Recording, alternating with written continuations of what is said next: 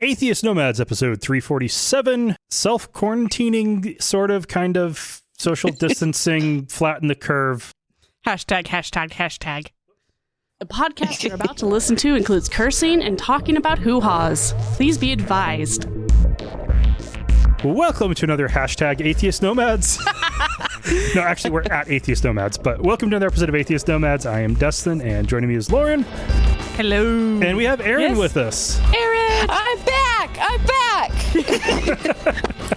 I'm back, baby! I'm back, but I'm not with you. I'm in my bedroom. Yes, as we all should be. We are practicing social distancing. Yes, as self-quarantining, isolating. Yeah. Now, I've actually been self-quarantining for... Spending more times with your dogs. For a week. Pets. Because of hand, foot, and mouth disease, which last week I thought was a cold. Oh, no, gosh. Once the blisters started all over my hands and feet. Yep, thank you, Kylie. She caught it. We thought it was hives from the bubble bath that I gave her. Oh, is because that what it was? we went to the swimming pool, gave her a bubble no. bath. She got hives. I'm like, okay, so either it's the bubble bath or she got something at the pool. Couple, another little while goes, and she's all of a sudden she looks like she has the freaking chicken pox. No. And I'm like, something's not right here. Took her into the doctor's. Like, yeah, that's classic hand, foot, mouth. I'm like, oh crap, I didn't even think about that. 3 hours later, my throat starts to get sore. Yeah. I've been fine, but I know. I was like, Lauren, are you okay?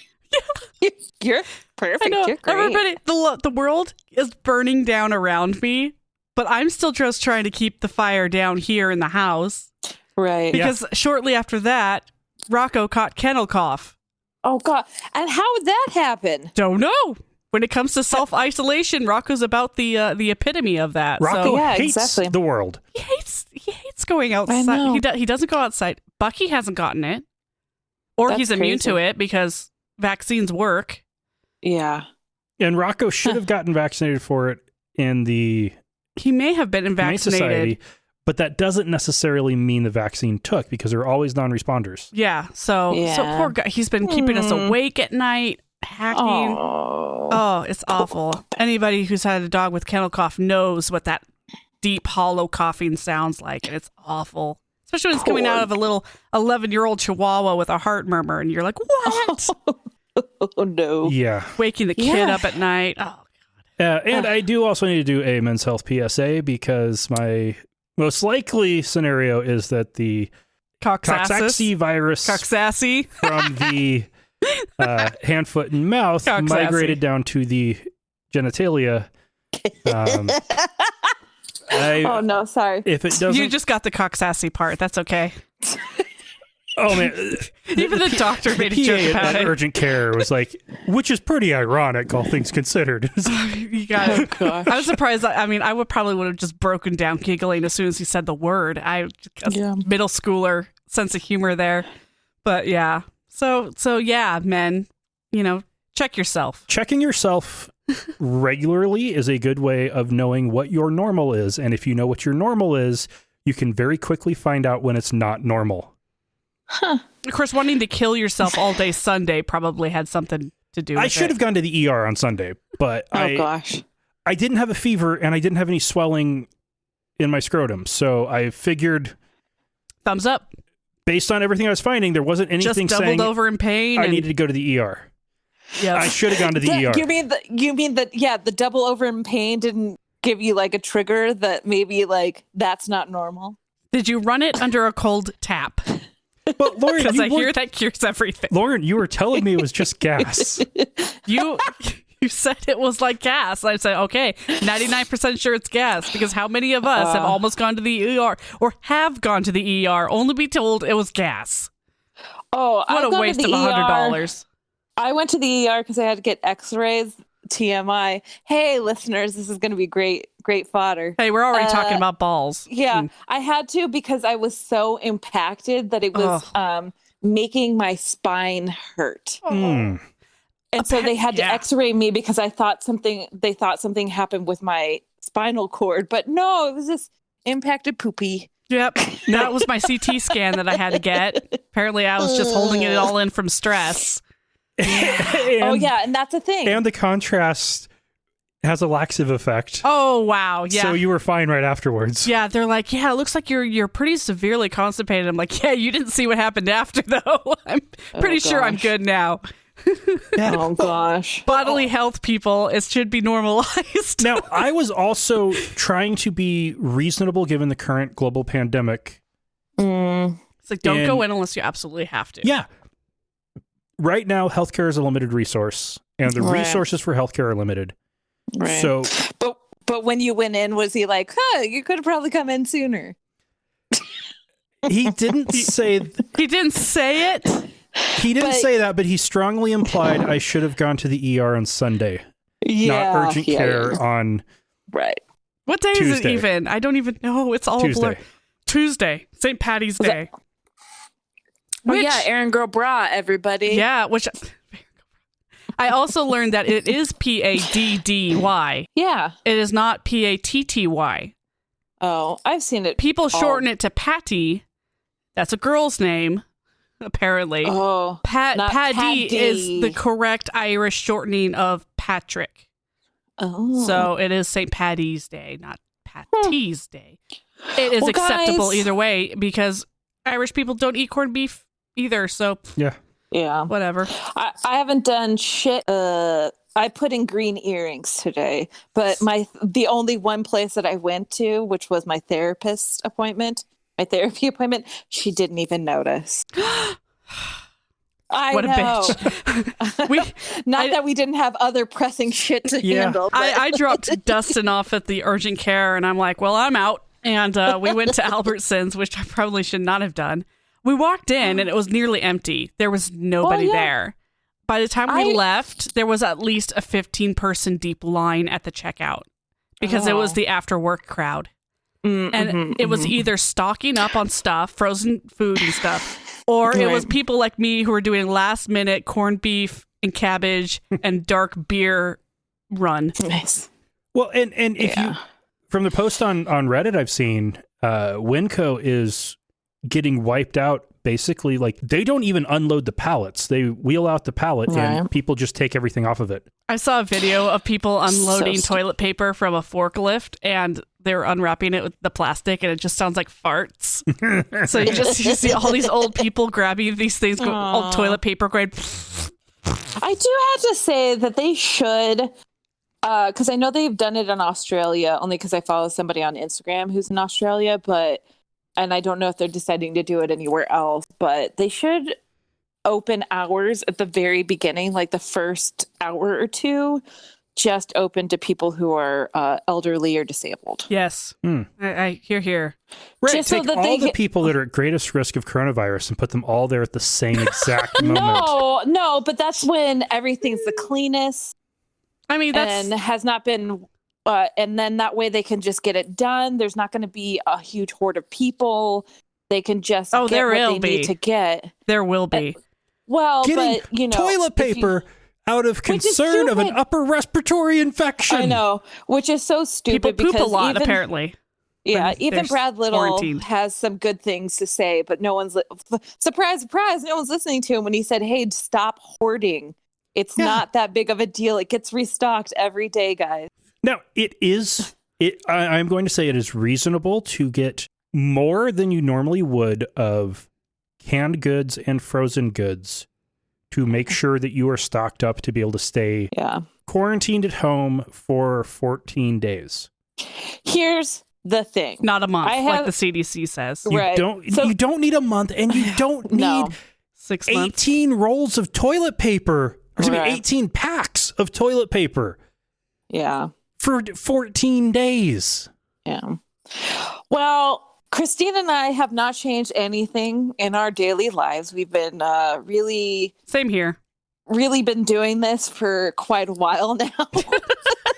It's called being antisocial and then doing it for other reasons, like having a 2-year-old and illnesses, and being sent home from work because you're not allowed to work at your work anymore, basically. Right. Well, I've been wanting to work from home too because of my mental health issues, and now I'm like, wow, this is amazing. I'm getting so much shit done. I love scrolling through Reddit and Instagram and seeing all the pictures of people posting their new coworkers, aka their pets. Yeah. Oh, and I'm getting a foster dog tomorrow. So. Fuck. Yeah. What kind of dog? It's a Chihuahua again. Oh shit! You're killing me, girl. Now, hey, you got through your first foster without a foster fail. So I know. This one's name is Pip. Oh, Pip. Pip. I know. I'm excited. Yeah. Do you have great expectations of him? It's a girl. Oh, whatever. Great expectations. Charles Dickens, Pip. It's a joke. It's a literary joke, people. I don't like Read. It. No, I'm just kidding. I am going to say, though, that working from home is not particularly easy when you're not well, have a 2-year-old, and nobody in the house, dogs included, are doing well. Okay, Bucky's doing better now, but he hurt himself. He limps a lot if he starts exercising too much, but having a now healthy and rambunctious 2-year-old with 2 people who just do not want to deal with that shit. And this is why again, thank you for making the case for me never to have children. Yep. And for those for anybody who questions, this is also why I say one and done, because if I had decided to get pregnant, done that, I want a baby again, I would, Yeah. So Christine and I have just been at home. It's been super great. We're going to get a dog now. That's going to be super fun. Let's see. My mental health has actually improved now. That's, I think mainly because it's like the anxiety of just being able to be whatever the fuck I am and still being able to work and not have to deal with other people. Hey, if you need to take a 10-minute break to go ugly cry, it's fine. Nobody's going to judge you if your mascara's running. Right, exactly. I totally get that. It is. Of course, I don't work anymore for that exact reason. So yeah. Well, and also daycare is ridiculously expensive. We can't afford for me to with work. Daycares and schools being closed, what the hell would we do? That would be awful. Okay, daycares aren't closed here yet, but they will be soon. The school's finally caught up to the freaking reality. Yeah. Well, here's the other thing. I don't know if I have 14 days worth of food. I probably do. If not, maybe you'll starve? Or maybe you'll just go to the store and get something because you're not sick. No, exactly. Yeah. That's the whole thing. It's like, then I'll just go and get some produce. I mean, I'm not going every day. So right. I finally basically had to unfriend a person in real life because they're asking me to wake up at 5 o'clock in the morning to take them to the store. No. They said that, at first it was, okay, you can come over and see me, but you have to stay 3 feet away at all times. And then it was 6 feet away. And then it was, you can't come into the house.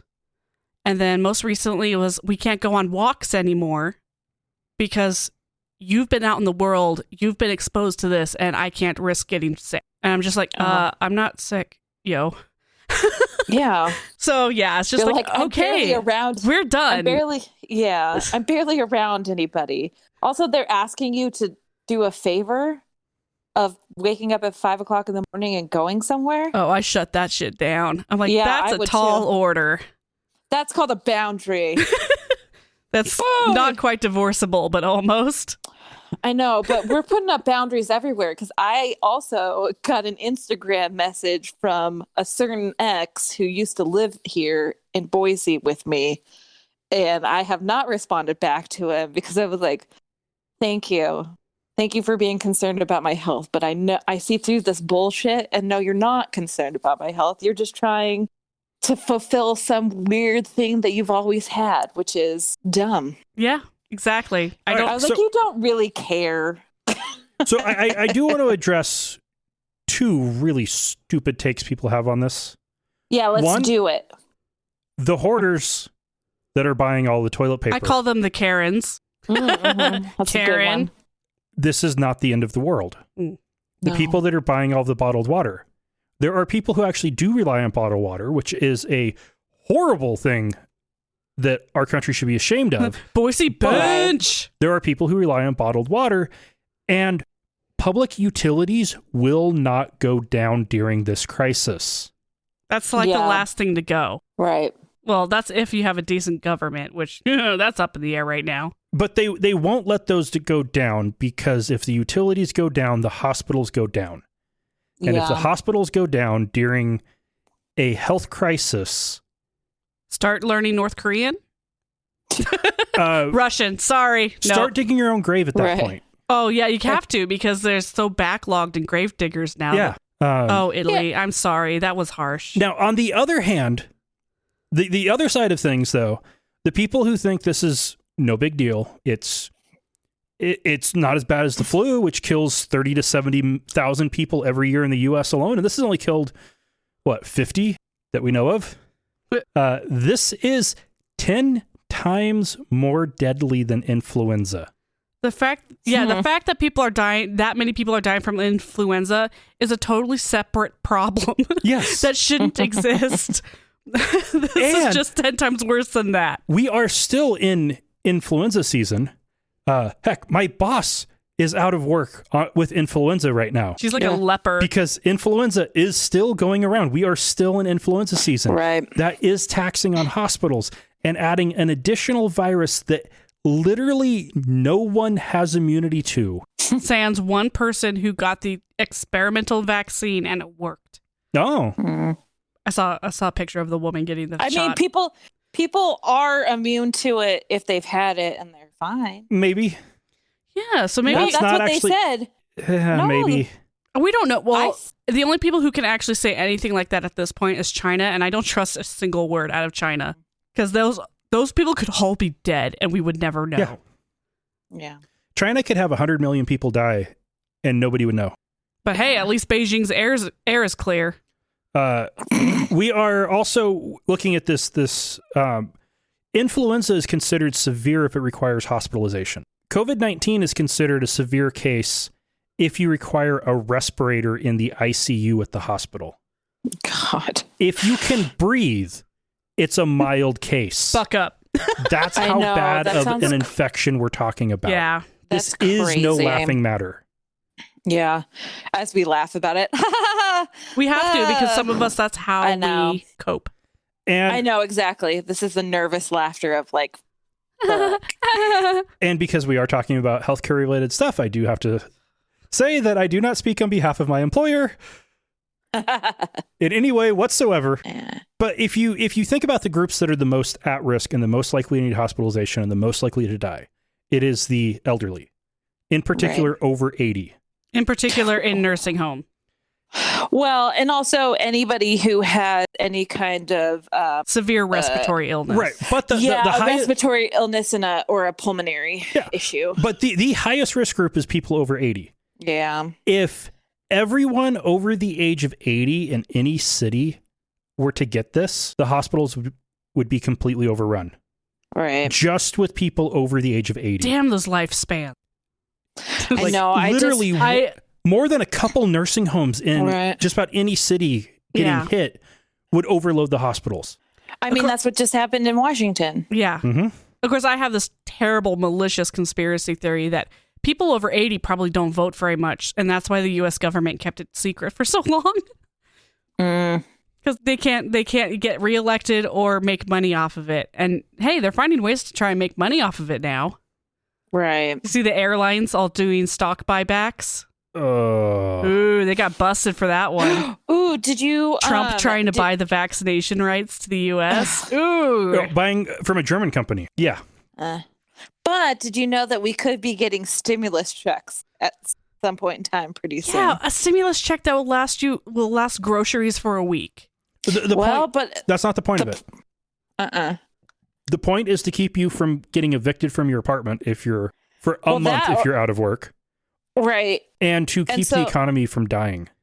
Yeah, so they're looking at giving people, by the way, It depends on how much you make. They're not trying to give these to people who are actually making quite a bit of money, right? Yeah. So you have to be in a specific tax bracket or making a specific amount of money per year. I think it's. Are they going to suspend student loan payments? No, Ooh, but they are suspending interest. Yeah, but they want to do. It's like, from what I heard, it's between $1,000 and $2,500 that they're going to give people. There wasn't a word on whether or not it was individual, like what individuals or families. It was like $1,000 for adult and. Well, Mitt Romney's tweet about it, and of course, going off of tweets is a horrible way to gauge public policy. Mitt Romney was calling for $1,000 per taxpayer. Right. Adam Schiff was talking about $1,000 per adult and $500 per child. Yeah. And, if we got $2,500, that would be great. Hey guys, I just saw something. Trump haters, please do not accept the $1,000 that he's talking about distributing. Remember, he is not your president. Oh, fuck off. Wow. All right. So there's even though he's not the one that's actually come up with this idea. Yes, exactly. All right, so there's tons of schools getting shut down. A lot of colleges are switching to online or canceling all of their classes for the rest of the year. Right. Liberty University is not. Serious. What's Liberty University? Is this a private? This is profit no. school? This is not just private. This is like the worst of the private. This is a private fundamentalist religious school. Ooh, are we praying? Like, as long as we pray, this is not going to happen to us. Actually, no, it's worse than that. Oh God. The school's president, Jerry Falwell Jr., whose dad, the founder, was Jerry Falwell, the founder of the moral majority that became the religious right. These are bad people, very bad people who have a lot of influence. And Jerry Falwell Jr. is a close friend of Donald Trump and advisor of Donald Trump. And he has told Fox and Friends that people are overreacting. Look at H1N1. In 2009, it killed 17,000 people. And there wasn't the same hype. Now, actually, on that one, I was in 2009 in Everett, Washington, and every school got hit or shut down across the Puget Sound. It's been long enough that the people who weren't affected by Washington, it don't remember the panic. Yeah. We were panicking in the Puget Sound. Oh, well, I was at Oregon State University when it was happening. And guess who got the swine flu, guys? Oh, boy. They decided not to even test me. She's like, you've got the flu. Just go home. All right. So Falwell went on to continue that there wasn't the same hype. It wasn't on the news 24/7. And it makes you wonder if there's a political reason for that. Oh, my God. Quote, well, of course. Quote, it's, impeachment didn't work and the Mueller report didn't work. And Article 25, likely a reference to the 25th Amendment, which allows the president's cabinet to impeach him, didn't work. And so maybe now this is their next attempt to get Trump. Their next Is attempt. this? Yeah. What a good scheme, guys. Okay, yeah. So he purposely covered up the numbers. He directed. He got rid of the CDC years before this became the CDC. The pandemic. The pandemic response in the National Security Council. So he eliminated that 2 years ago. So that's directly his fault. He doesn't seem to know what he's talking about. So he covers up stuff that's also his fault. And then again, this thing where he's trying to buy the rights to distribute a vaccine from Germany, where it is being given exclusive out. rights. Which means profit. Uh-huh. He's not going to give that shit away. No, he wants to profit off the vaccine. Yeah. How is that okay with anybody? Or at the least, use it for electioneering purposes. Yeah. So how can anybody still be behind this guy? But, okay, so it's easy to look at, like, Falwell's views that a lot of Trump supporters kind of share as that is absolutely insane. How could the Democrats be behind this? And he doesn't think the Democrats are. It's North Korea. Quote, do you remember the North Korean leader promised a Christmas present for America back in December? Could it be they got together with China and this is that present? I don't know, but it's really something strange going on. I love that. The implant of conspiracy theory. It's just, it's not even artistic. This is just fumbling. They're not even trying anymore. No. Guys, North Korea, Christmas present, really? Really? China has admitted That's just lazy. They're not even trying. China has admitted to 3,000 people dying. And China doesn't admit shit unless it's being recorded on video and is out on the internet. They have not admitted to the bodies that were being loaded directly on the trucks taking them to crematories that were never even getting into the hospital, tested, or counted. Yeah. So we will Did they never... count the people who were crushed by the makeshift hospital that they built? We will never know the true count for China, but it's a lot. Yeah. And it's still rising. Yeah. So I just feel bad for all those kids who were in school, who are maybe exchange students or out of state, who are just suddenly getting kicked out of their dorms and being told that school's over or online only, go home. And they're like, I'm from Italy. What the fuck do I do? Yeah, I wonder if they're... Go live under a bridge? No, they must have some fall safe, or, hopefully you're hoping the university would have some kind of backup for students. A few countries are trying to recall their students so they can go to some place with sufficient medical I know for a systems. fact that there's a whole bunch of people in Pocatello who have nowhere to go because they've been kicked out of their dorms. Oh gosh. Well, I mean, that's Pocatello. I know, Pocatello. That sucks. Ugh, that sucks. All right, let's move on to Iran. Okay. Iran has the second highest number of cases. No, third highest. Italy has Iran passed up. So Iran's now third highest. Likely higher numbers than Italy, but no testing. Or not much testing. No verification. Iran is a country that doesn't have the resources or infrastructure to be able to handle this, which apparently the U.S. doesn't either. So, do you think that they would also accurately report? I honestly believe that nobody is going to accurately report. No. I don't think anybody can. Because they can't. Yeah. But there's people who maliciously cover up how bad it is to try and pump up their own ego and standing in the international arena versus those who are honestly like, oh my God, we need help. Here's how bad it is. What do you think it's going to be like when it hits Russia? It's already hit Russia. Guess what? It's hit everywhere. Putin is wrestling it like a bear. With his shirt off. Riding Siberian Kodiak or whatever bears out into the... Brown bears. Siberian brown bears out into battle. Right. Well, so what we're thinking then is that he's never going to report. In fact, he's probably like, it's fine. We drank some vodka and it's perfectly fine and no one has anything and no one's gay. Okay, Iran, who also doesn't think anybody is gay. Yeah, exactly. They are so sure that nobody is gay that if you think you're gay, they will pay for a sex change and help you transition, or you can die. Oh, gosh. Because nobody's gay in Iran.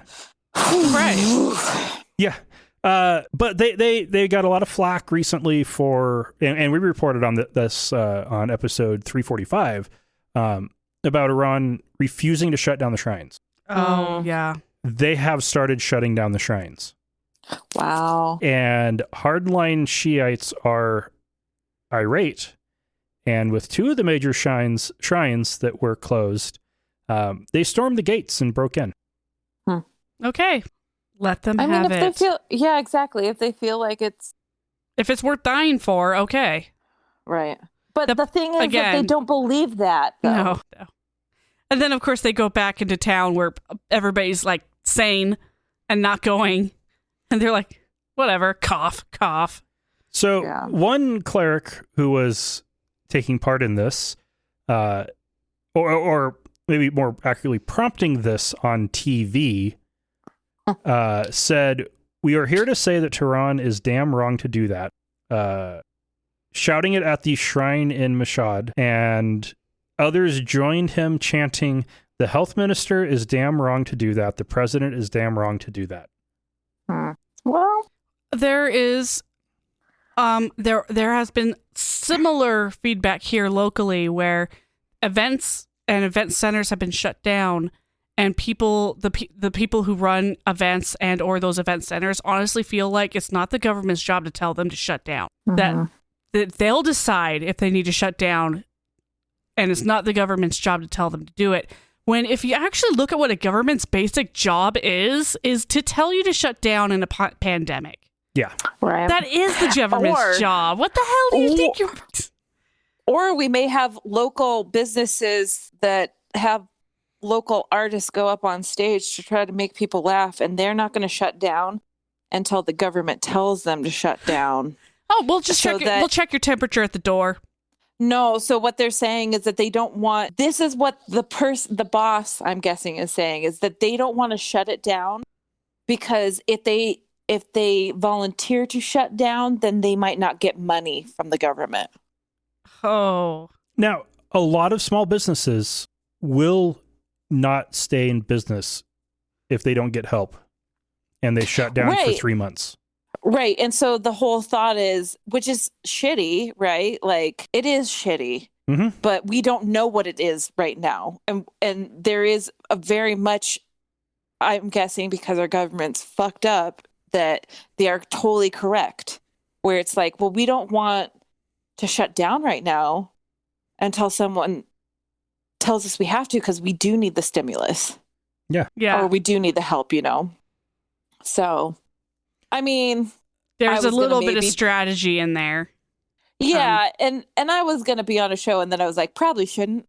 My nurse, my roommate's an an ICU nurse, and I probably shouldn't be around. Oh my gosh! Did you hear about the applause in Italy? They did instead of doing a moment of silence, they did a 3-minute applause for healthcare workers. And people were standing outside their doors listening to everybody in the entire city clapping. Oh my God. Like, I'm tearing up. I'm like, oh my God, that's so sweet. That is so sweet. And the picture of the one nurse who had to wear his safety glasses and mask for 23 or 13 hours straight with huge blisters and bruises and cuts from where the mask had to sit. Oh, jeez. Yeah. Ugh. It sucks. Guys. Wait, were we going to talk about this the whole time? Or were we going to talk about something else as well? Yeah. Oh, okay. Because there was a great joke. And I think Erin would appreciate this because the typo has been showing up everywhere. Where it shows 20 crows on a power line. And it shows, and they're all labeled 1 through 20. And number 19 coughs. And the number 20 crow is like, dude. Number 19 is like, no one is safe. Because so many people have been typing in COVID-19. It just cracks me up every time. It's like, the birds. Yeah. It's a murder of corvids. So, there's only at this point, right now, there's only one state that has not reported any cases, and it's West Virginia. Yeah. Which here's my thought. Right. So there's no way that they don't have cases. No, the thing is, it's most likely because they don't have enough money and people don't trust doctors. They don't have enough money to test, and they don't trust. Well, yeah. How many people they get something that's flu-like and then they just stay home? Right, exactly. And also, these are people. When I watched a documentary that called Mountain Dew hillbilly water. Oh, those people. That's a very small portion of the population. I know. Sorry for anybody who lives in West Virginia. I hear it's beautiful there. West Virginia. But I did watch a documentary about people who were still living without power, and they had to go on the side of hills and get like coal. Oh yeah, these are the people who have the highway always been excluded from society because they've been so dirt poor. Yeah, exactly. And are still just kind of left to their own means. Do you think maybe they don't contract it because they are by themselves? Theoretically, if you stay isolated, you won't contract it. But they're cities. Yeah, exactly. Right. But there are cities nearby. It does linger in the air for apparently days. Well, I don't know. Not air. No, it lingers on surfaces for days and in the air for hours. So even if you have one guy from your hillbilly village, sorry guys, not the right term for that. I know, right? Go into town to pick up flour or something and come back. Yeah. That's all it takes, right? They're just never going to get counted. Essentially, as long might not get it if no one A, coughs in his face, and B, coughed in space, an air that he walks through. Immediately walks through, and it's cold out, and doesn't wash his hands, and then touches his face a whole bunch. Yeah.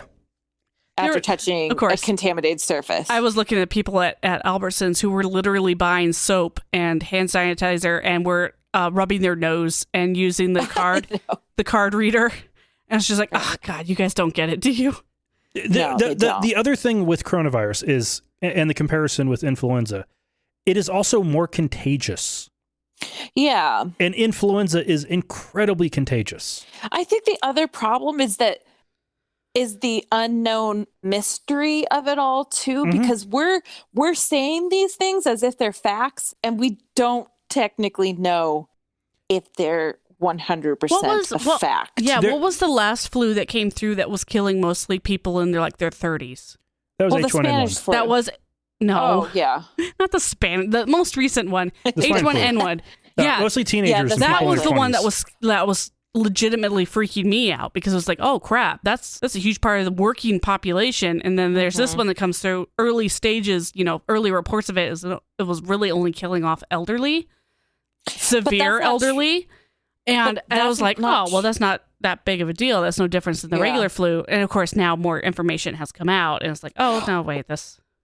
Right. And the other thing is that that is the information out there, right? That it's only really affecting all these vulnerable people. But I've also heard of cases of people who were perfectly fine, but because of the fact of the situation that they were in, and I'm not saying that they were necessarily a healthy what I'm saying is they were generally a healthy person, but my guess is because of the work environment I'm talking about healthcare workers, because of the stress and the repeated what am I trying to say? The repeated exposure to it, even though they're healthy.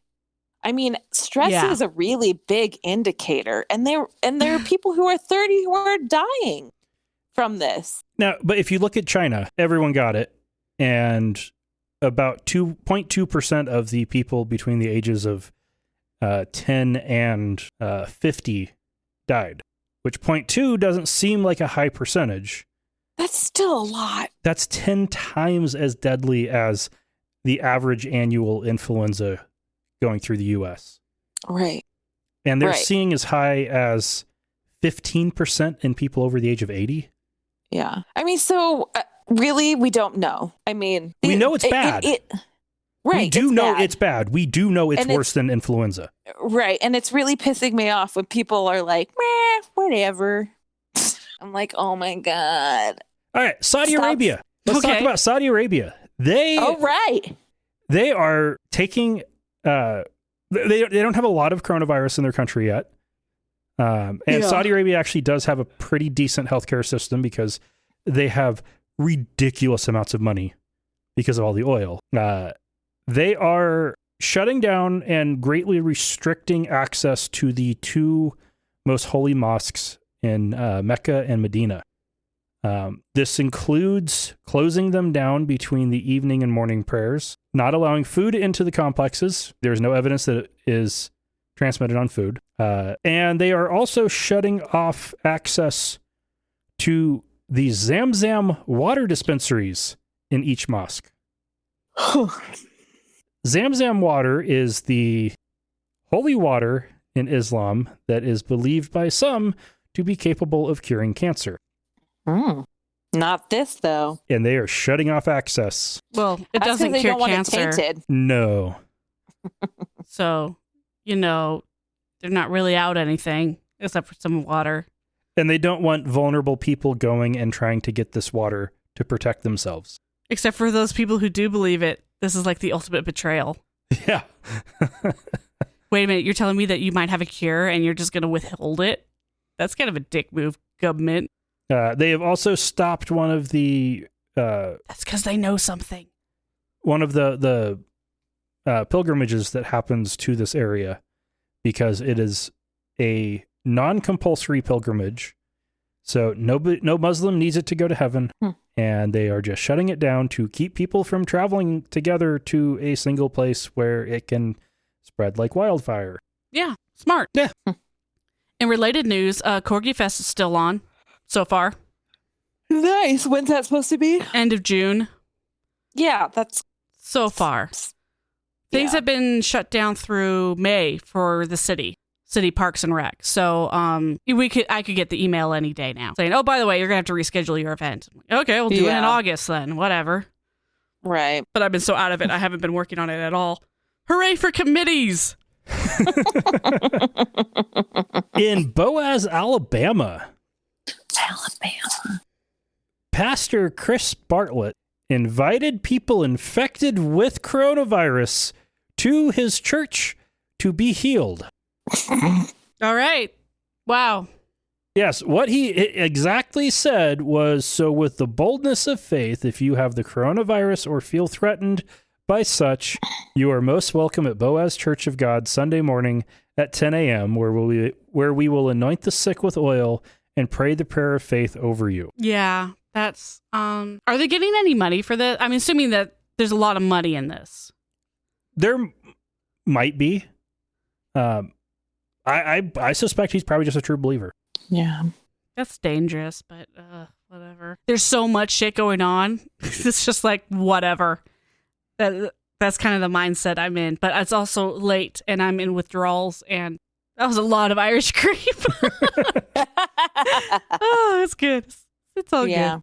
When it comes to the religious people getting sick and causing others to get sick, it's just like, you know what, guys? If you're true believers, go for it, because I do not have the patience to deal with you right now. Right. All right. So as of recording, @Conflict Justice on Twitter has stopped responding after trying to say this next story was false. I will read what the objection to it was when I asked for details as to how this was wrong. According to Mormon stories, the LDS Church is, as much as they can, keeping missionaries in the field, knocking on doors. Well, this is the perfect time. Not allowing them to isolate. This is affecting, like, this has been observed in places like Hungary, Slovenia, Washington State, like all over. Yeah. I thought they closed all meetings on Sundays because of this. In fact, I know they did. Doesn't stop missionaries. I know. This is the thing that I think is funny. Exactly. Hippos. They're like, no, this is the perfect time. Yeah, this is the perfect time for you to go out. Everybody's home. Yes, exactly. You knock on the door. Hi, my Lord and Savior loves you. Like, yeah. Now, the missionaries are finding and reporting that they are having much higher success at getting answers at doors. Because everybody's good job. home. So the objection to sharing this story that I got from Conflict of Justice was, quote, "The church is sending missionaries home, genius." Oh. My reply was, source. He shared a tweet from Church News saying, church leaders announced all non-native Latter-day Saint missionaries serving in the Philippines will be returning to their home country following the government lockdown in response to the coronavirus. In other words, this story is not true in the Philippines. Right, and that's only because the government is sending them home, not the church. They are being expelled from the country. Wow. Yeah. Wow. Yeah, genius. I just love when people do shit like that. What was the old what was the 90s joke? Here's your sign. Yeah. Yeah, that qualifies. Oh my God, you're right. I am pretty fucking intelligent. I am smart. SMRT. SMRT. All right, so I'm going to call this it for news and our discussion. And after a quick break, which will actually be till tomorrow, I'll come back and do a Dustin Off the Degree. But wasn't there some gold that you wanted Erin to share? Oh, yeah. What was that, Erin? Yeah. Here's what I saw. And I'm just going to say it's chronically hopeful is the little tag at the bottom, right? But the whole thing it says someone in a chronic illness group shared this, and I had to copy and post, I'm dying. So here's the quote. To all of the healthy, abled people that are now freaking out about getting ill, have you tried yoga? Or you could meditate COVID-19 away? Or maybe it's just all in your head. And that's where we end the segment. Thank you, Erin. Thank you. You're welcome. I'm going to cross-stitch that shit. That's good. All right, so continuing with the Dustin Off the Degree series we're doing on the world's largest religious bodies, we are now to number 5, which is the Anglican Communion. And kind of similar to what we ran into with Sunni Islam and the Eastern Orthodox Church, it's not even really a single body. So, but it kind of is, but it also isn't. And I think we're also going to see this with a couple of the next few that come up. And that's because the Anglican Communion is one of those that it's a byproduct of empire. Everywhere the British Empire spread, the Church of England followed. And the Church of England, well, it started to split off as being, basically a government entity as the empire started to move more towards home rule in various colonies and splitting off into independent countries. It branched off into separate national churches that are technically all separate, independent, and equal organizations, with the Archbishop of Canterbury in England being kind of the first among equals, like you have in Eastern Orthodoxy. He's more the figurehead for the Anglican Communion, but not necessarily the head of all of the churches in the Anglican Communion. So the Anglican Communion both exists and doesn't, or at least the Anglican Church both does and doesn't exist. The largest groups within it, and I guess for total number within the communion as a whole, according to adherence.com, there's 77 million members. So not an insignificant number.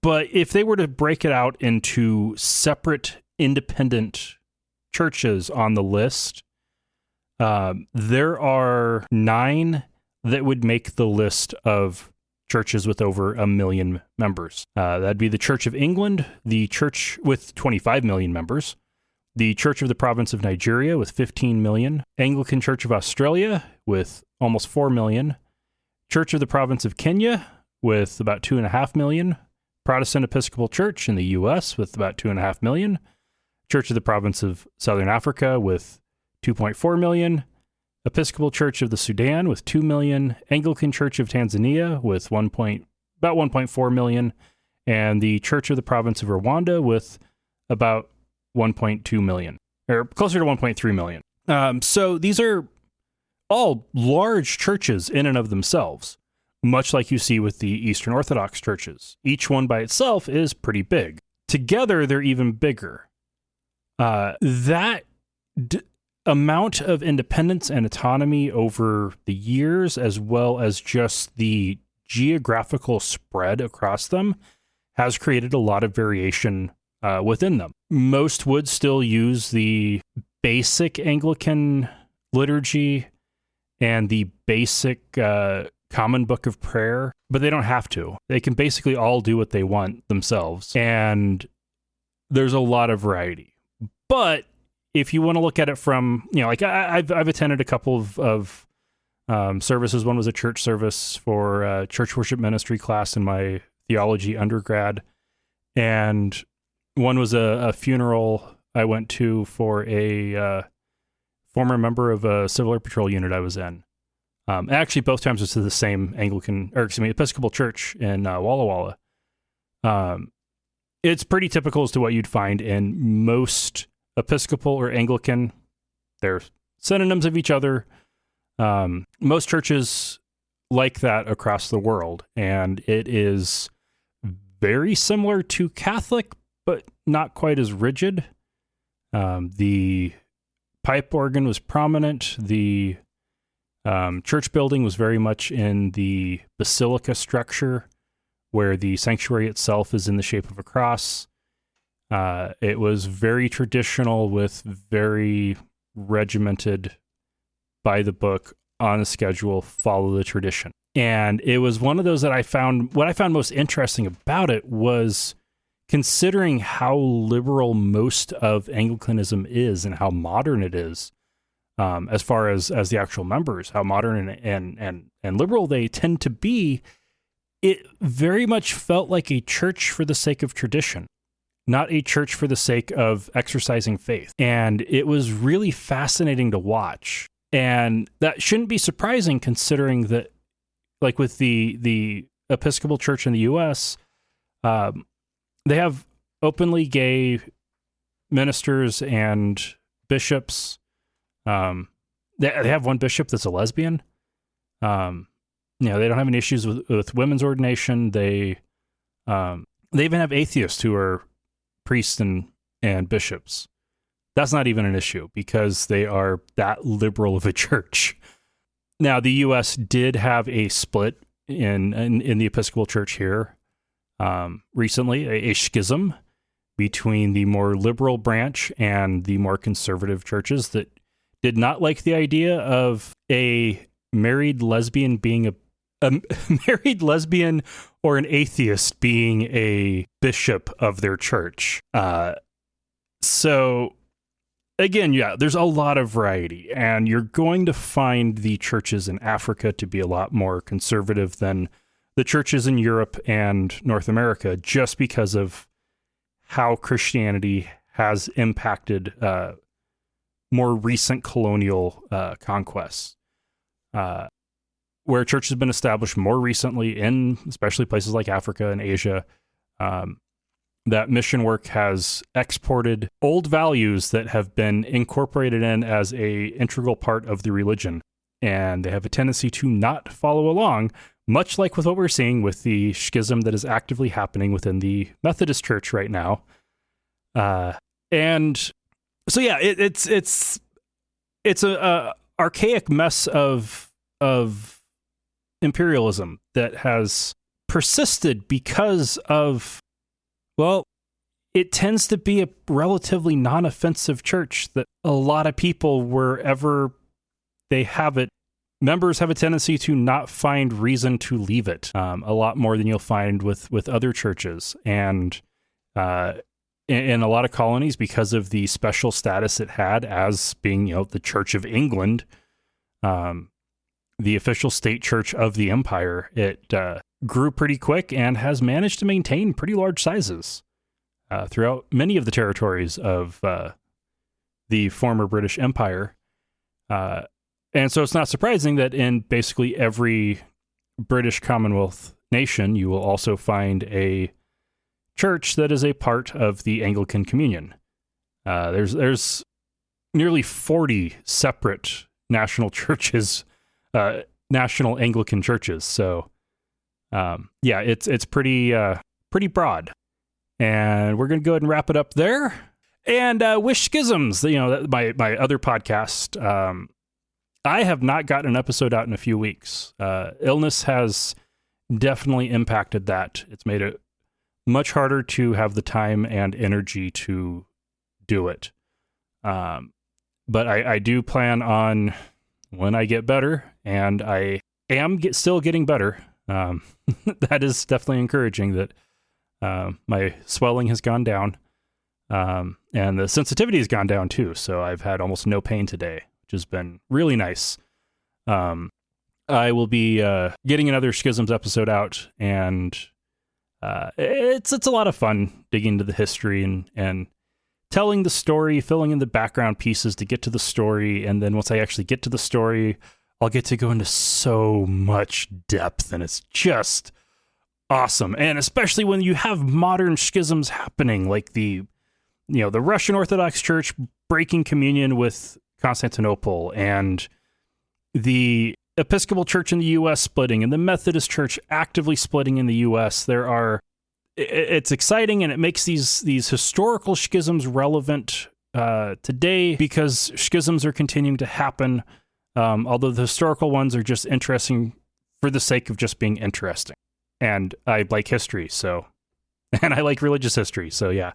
You can find that at schismpod.com or religiondivided.com for an easier to spell version of it.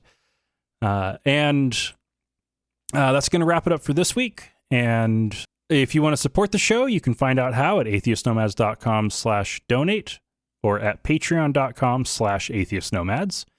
If you want to leave a message for the show, you can contact us at atheistnomads.com/contact, email us at contact@atheistnomads.com, or leave us a message on SpeakPipe using the link on the website or atheistnomads.com/speakpipe. Basically, if you're looking for something, atheistnomads.com/that thing will get you what you're looking for. And that wraps it up for this week. So until next time, remember, not all those who wander are lost.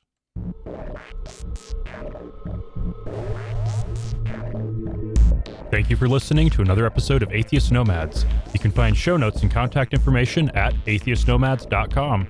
Follow us on Twitter at Atheist Nomads, and like us on Facebook at facebook.com/atheistnomads. Please subscribe to the show in iTunes, Stitcher, or your podcatcher of choice, and while you're there, feel free to leave us a review. Theme music is courtesy of Sturdy Fred. Until next time, this has been the Atheist Nomads.